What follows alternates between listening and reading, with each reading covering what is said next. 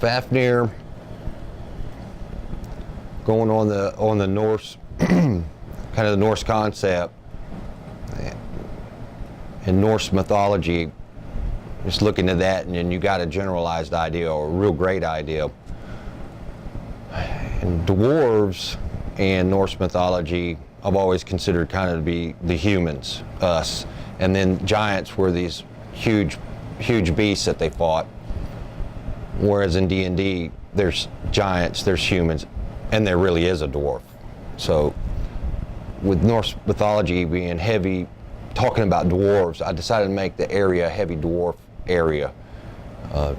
Not just dwarf friendly, but be maybe a dwarven home area. And kind of had ruled over by two kings, the king on the surface being the human king, and the king in the mountain or king under the ground being the dwarven king. The dwarves were in complete conflict and constantly vying for a king. And I kind of just took straight out of the monster manual with the hill dwarf and the mountain dwarf and just put that rift right there in between those two. The hill dwarves and the mountain dwarves, although they live together and they're around each other, instead of making it actually one lives in a hill or one lives in a mountain, made it more along the lines of two political factions. Two political factions that wanted a different king and could never decide, and was basically in a perpetual state of arguing over these politics, to the point that there was constant little battles. The king on the surface would deal with the surface dwellers, mostly humans. In Fafnir, you won't see a whole lot of elves. Of course, if you play one, that's fine, but Elven area or Elven kingdom is elsewhere. This is a dwarven area. Surface dwellers, big problems that they deal with is never the dwarves. The surface dwellers, the humans and the dwarves get along great, no problems, just as long as you don't get in their squabbles over there. Right. Mostly it would be gnolls and orcs and just the problems that they cause. Okay. But you don't want to put a giant in on your everyday problems.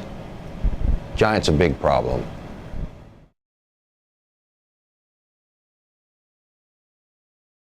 When me and your brother started playing together, he wanted me to DM, I wanted him to DM, but he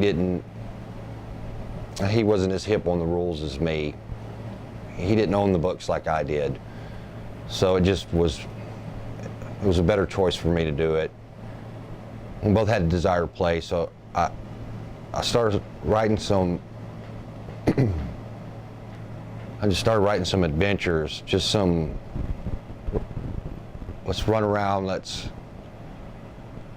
kill some kobolds or some gnolls or something, and we're filling out the mechanics of the game, filling out how to deal with any given situation on a DM side and on a player character side. What was our limitations, what could we do, what was fun, what was too far, where did we want to go with it.